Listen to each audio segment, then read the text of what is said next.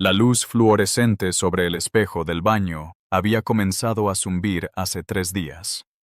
No el zumbido eléctrico habitual, sino algo más bajo, irregular, como una voz tratando de recordar palabras que había olvidado. Raymond estaba de pie en el fregadero a las 4:23 de la mañana, observando cómo su reflejo no se alineaba del todo con sus movimientos. Un retraso de medio segundo. Probablemente agotamiento. Probablemente nada. En la otra habitación, su hijo de 6 años ya estaba despierto. Podía escuchar los sonidos cuidadosos y ensayados de un niño preparando su propio desayuno en la oscuridad, el suave clic del refrigerador, el vertido controlado de leche, el silencio donde debería estar la voz de un padre. La entrevista era en 11 horas. La carta había estado bajo la puerta durante 6 días, sin abrir. Algunas mañanas llegan como advertencias. Quédate para esta. El apartamento tenía 2 habitaciones y un baño donde el inodoro corría constantemente, un delgado chorro de agua que sumaba $11 a la factura mensual. Raymond había calculado esto. Ahora calculaba todo. El costo de una sola hoja de toalla de papel. La electricidad consumida por un cargador de teléfono dejado enchufado en la pared. El valor calórico preciso de una bolsa de galletas saladas dividido por 7 días. Papá. Malik estaba de pie en la puerta. Estaba vestido para la escuela, aunque su camisa estaba al revés y sus zapatos estaban en los pies equivocados. Raymond consideró corregir estas cosas. Consideró el tiempo que tomaría, los minutos restados del sueño que ya era insuficiente. «Tu camisa», dijo Raymond. Malik miró hacia abajo. Metió los brazos dentro de la camisa como una tortuga que se retira. Realizó alguna maniobra interna y emergió con las costuras hacia adentro. No arregló los zapatos. Raymond no mencionó los zapatos. «El autobús llega en 12 minutos», dijo Malik. «Lo sé. Todavía estás en la cama». «También lo sé». Malik esperó. Tenía una forma de esperar que se sentía como observación, como recolección de datos. Estaba recopilando información sobre su padre, almacenándola en algún lugar para referencia futura. Raymond se preguntó qué conclusiones sacaría, años después, cuando ensamblara todas estas mañanas en un solo recuerdo coherente. «¿Puedo caminar a la esquina por mi cuenta?», dijo Malik. «No». «Deshaun camina solo. Solo tiene 7. Deshaun no es mi hijo». Este fue el final de la conversación. Malik entendió la gramática de la finalización, la forma en que ciertas oraciones cerraban puertas. Regresó a la cocina. Raymond escuchó el crujido del cereal seco, metódico y sin alegría. El ventilador del techo continuaba su rotación desigual. La entrevista se había programado hace 3 semanas. Raymond no había pensado en ello desde entonces. Había decidido no pensar en ello, porque pensar en cosas que podrían no suceder era una forma de pedir prestado al futuro que siempre venía con intereses. Pero el sobre había llegado ayer, deslizado por debajo de la puerta en algún momento entre la medianoche y las 4 a.m., y ahora estaba en la encimera de la cocina, donde Malik no podía alcanzarlo, sellado y blanco, y conteniendo una respuesta que Raymond no estaba listo para recibir. El trabajo era de supervisor de mantenimiento en un edificio en el centro. No ingeniería, que era lo que Raymond había estudiado durante 4 años en una universidad que desde entonces había cerrado su programa de ingeniería. No diseño, que era lo que había hecho durante 37 meses antes de que la empresa se mudara a un estado con diferentes incentivos fiscales. Mantenimiento. El cuidado y alimentación de sistemas construidos por otras personas. La entrevista se había llevado a cabo en una oficina en el sótano que olía a solución de limpieza y alfombra vieja. El hombre que la condujo tenía una cara como un globo desinflado, toda piel suelta y ojos cansados, y le había hecho a Raymond preguntas de una hoja impresa sin mirar hacia arriba. Experiencia previa. Ingeniería estructural. Trabajo de diseño, principalmente, residencial y comercial. El hombre había escrito algo en su hoja. Raymond no pudo ver qué. ¿Por qué mantenimiento? Raymond había considerado varias respuestas. Porque tengo un hijo. Porque el alquiler vence el 1 y el 15. Porque mi cuerpo todavía funciona y mi mente todavía opera y aún no estoy dispuesto a detenerme.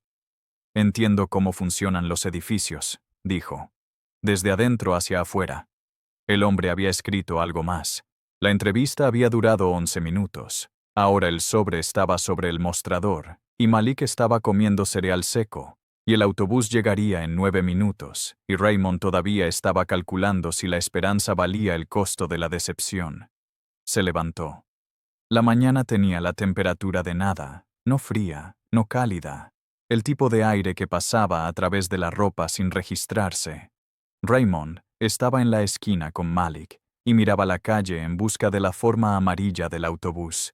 Malik sostenía las correas de su mochila con ambas manos, una postura que lo hacía parecer un pequeño paracaidista preparándose para un salto. Papá. Sí. ¿Qué hay en el sobre? Raymond miró a su hijo. Malik no lo estaba mirando. Él estaba mirando la calle, en el lugar donde aparecería el autobús, pero su pregunta colgaba en el aire entre ellos como algo físico. No lo sé aún. No lo abriste. No. Malik consideró esto. Su agarre en las correas de su mochila se apretó ligeramente. ¿Tienes miedo? Raymond no respondió de inmediato. No estaba acostumbrado a que le hicieran preguntas directas sobre su estado interno. Los adultos no preguntaban tales cosas. Preguntaban sobre horarios y logística y asuntos prácticos, dejando el paisaje interior inexplorado por acuerdo mutuo. No lo sé, dijo finalmente. Quizás. Malik asintió. Esto parecía satisfacerlo, o al menos cerrar algún ciclo que había quedado abierto. El autobús apareció al final de la cuadra, su forma resolviéndose de la gris mañana como un hecho volviéndose verdadero. Espero que sea bueno, dijo Malik. Subió al autobús. No saludó. Raymond caminó de regreso al apartamento. El sobre estaba donde lo había dejado. Lo recogió. Sostuvo la carta por un largo momento, sintiendo su peso, que era negligible, y su significado, que no lo era. La abrió. La carta tenía una página. La información relevante estaba contenida en el segundo párrafo. Nos complace ofrecerle el puesto de supervisor de mantenimiento en 1847 Commerce Street, con efecto a partir del lunes 3 de febrero. Su salario inicial será de $47,500 anuales, con beneficios que comenzarán después de un periodo de prueba de 90 días. Raymond leyó el párrafo 2 veces. Lo leyó una tercera vez. Se sentó en la silla de la cocina, la que tenía un vaivén que coincidía con el ventilador de techo, y sostuvo la carta con ambas manos. Y no lloró porque llorar no era algo que él hiciera. No lo había hecho en años.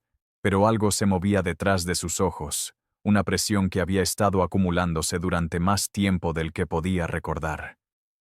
El primer día fue un lunes.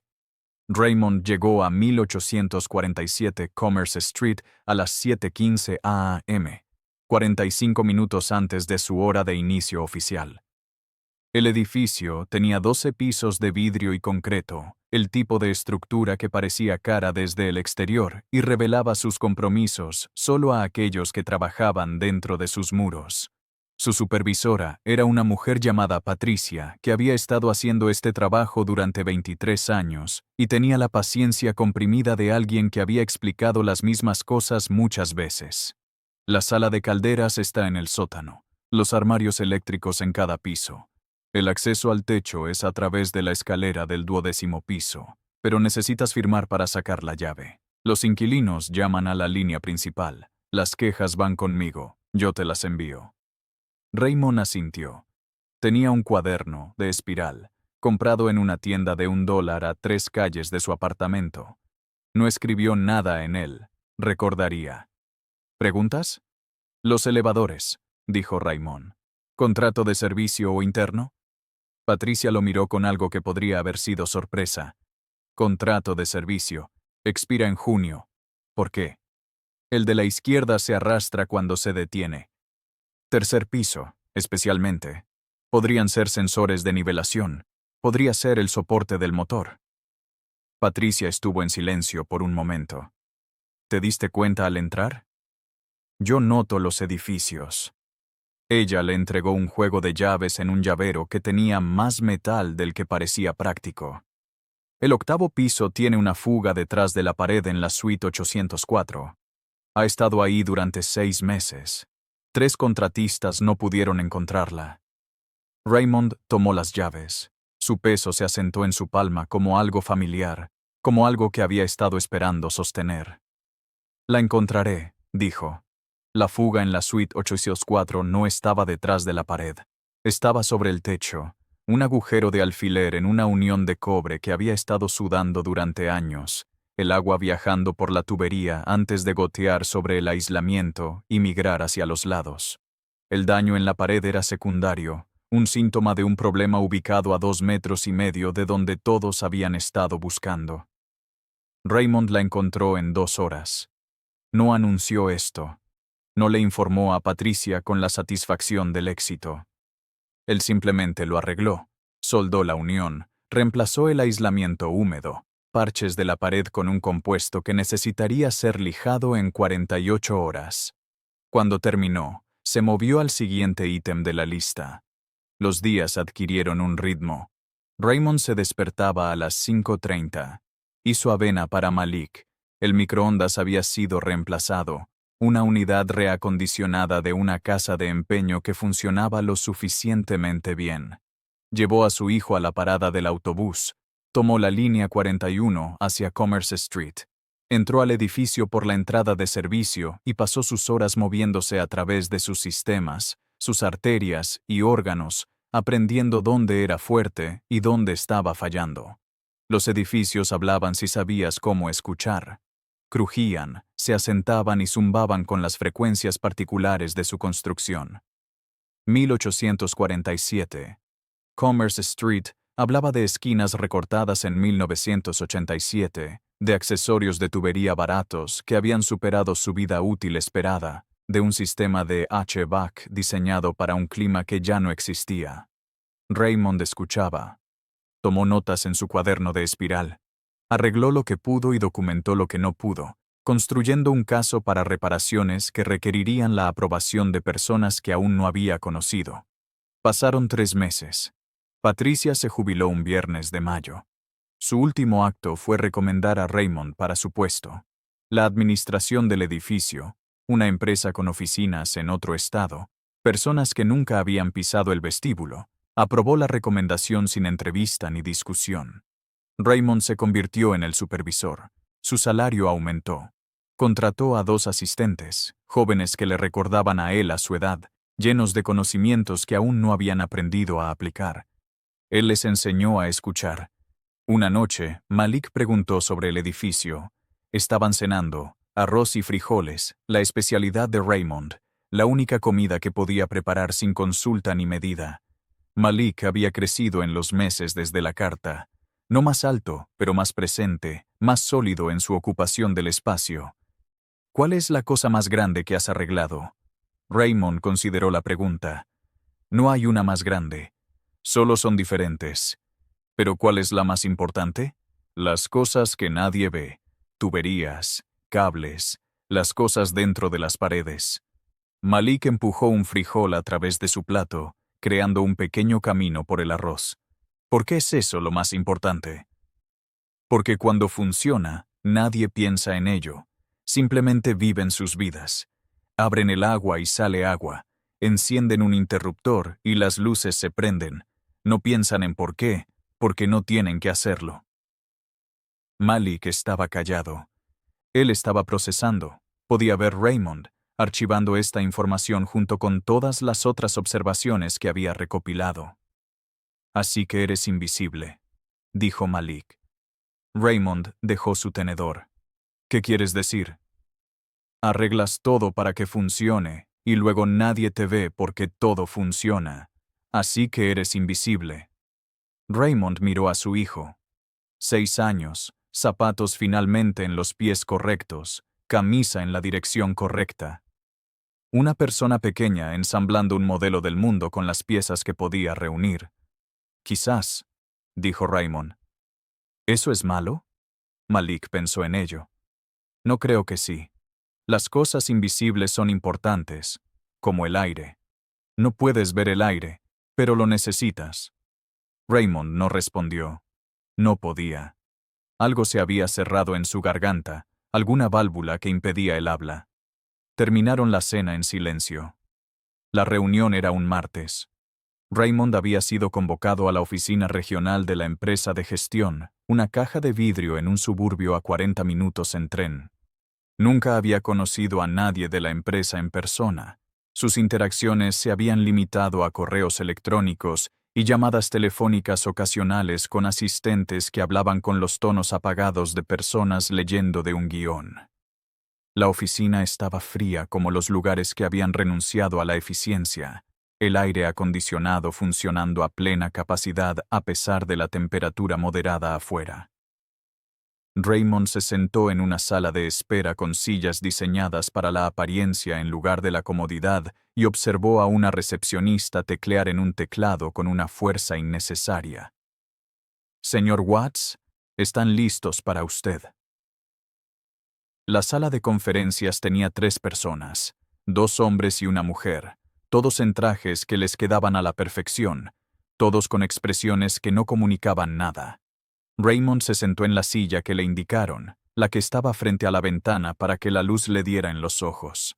«Señor Watts», dijo la mujer. Era mayor que los hombres, con cabello plateado, un reloj que captaba la luz cuando movía su muñeca.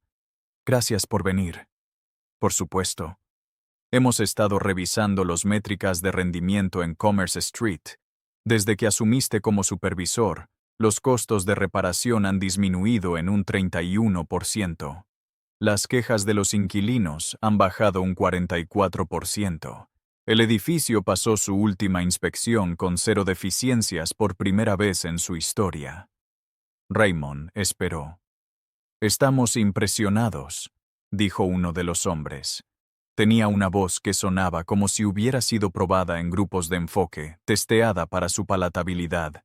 «Nos gustaría discutir tu futuro con la empresa». «¿Qué hay de eso?». Los 3 intercambiaron miradas. Una comunicación pasó entre ellos, invisible e instantánea. «Estamos reestructurando nuestras operaciones de mantenimiento en toda la región», dijo la mujer, centralizando. «Nos gustaría que supervisaras la transición. 12 edificios, 47 empleados. Un aumento significativo en responsabilidad y compensación». Raymond reflexionó sobre esta información. 12 edificios, 47 personas que se convertirían en su responsabilidad, sus familias y sus problemas y su potencial. «¿Por qué yo?». La mujer sonrió. Era una sonrisa real, lo que lo sorprendió. «Porque te hemos estado observando, señor Watts. No solo tus métricas, tus métodos. Tratas a los edificios como si estuvieran vivos, como si tuvieran necesidades que deben ser entendidas en lugar de suprimidas. Las tienen». «Sí. La mayoría de las personas no ven eso. La mayoría de las personas ven problemas que deben ser eliminados, no sistemas que deben ser mantenidos». Se inclinó hacia adelante. «Hemos estado en este negocio durante mucho tiempo. Hemos visto a muchos supervisores de mantenimiento. Nunca hemos visto a alguien como tú». Raymond pensó en Malik, sobre la pregunta que había hecho sobre el arroz y los frijoles, sobre ser invisible, ser como el aire, ser necesario de maneras que pasaban desapercibidas hasta que la ausencia las hacía evidentes. «Necesito pensarlo», dijo. «Por supuesto. Toma el tiempo que necesites». Viajó en el tren a casa. La ciudad pasó fuera de las ventanas, sus edificios subiendo y bajando como un cardiograma, cada uno conteniendo sistemas, secretos e historias que él nunca conocería. Pensó en la junta de cobre en la suite 804, el agua viajando a donde no debía, los meses de desvío antes de que alguien pensara en mirar en un lugar diferente. Pensó en su hijo, esperando en casa, posiblemente haciendo tarea, posiblemente mirando al ventilador de techo completar sus rotaciones desiguales. Pensó en el valle, en su colchón, la forma que su cuerpo había dejado en la espuma, la evidencia de todas las noches que había pasado acostado sin moverse mientras el mundo continuaba sin él. El apartamento estaba tranquilo cuando llegó. Malik estaba en la mesa de la cocina, una hoja de trabajo frente a él, el lápiz moviéndose con concentración. No miró hacia arriba cuando Raymond entró. Hola. Hola, papá. Raymond se sentó frente a él. La mesa era pequeña, apenas había espacio para 2 platos y 2 codos. Siempre había tenido la intención de reemplazarlo. Nunca lo había reemplazado. Malik. Su hijo miró hacia arriba. Sus ojos eran serios, esperando. Algo pasó hoy, en el trabajo. Quieren darme un trabajo más grande. Malik dejó su lápiz. ¿Más grande cómo? Más edificios, más personas para ayudar, más dinero. ¿Eso es bueno? Raymond consideró la pregunta. Merecía una respuesta real, no una evasión o una simplificación. Creo que sí, pero significa que estaré más ocupado. Al menos por un tiempo. Más tiempo fuera de casa. Malik estaba en silencio. Miró su hoja de trabajo, luego de regreso a su padre, luego al techo, donde el ventilador continuaba su tambaleo, una pala más pesada que las otras. ¿Recuerdas lo que dijiste sobre las cosas invisibles? Sí. Quizás eso es lo que haces. Haces que las cosas funcionen para que la gente no tenga que pensar en ellas. Y si haces más de eso, ayudas a más personas. Hizo una pausa.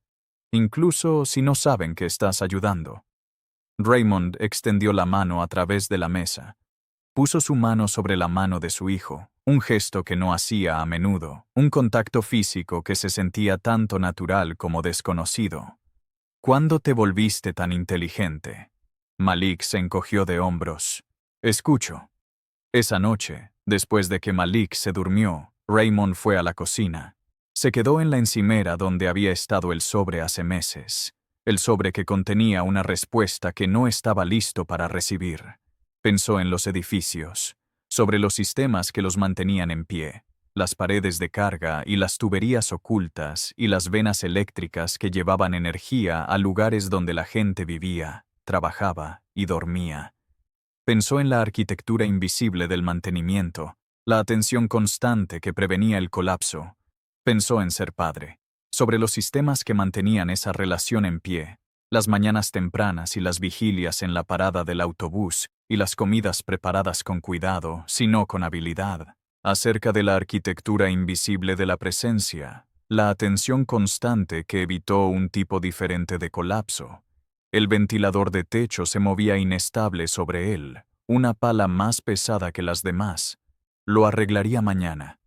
Esta noche, estaba en su cocina, en su apartamento, en su vida, y se permitió sentir algo que no había sentido en mucho tiempo.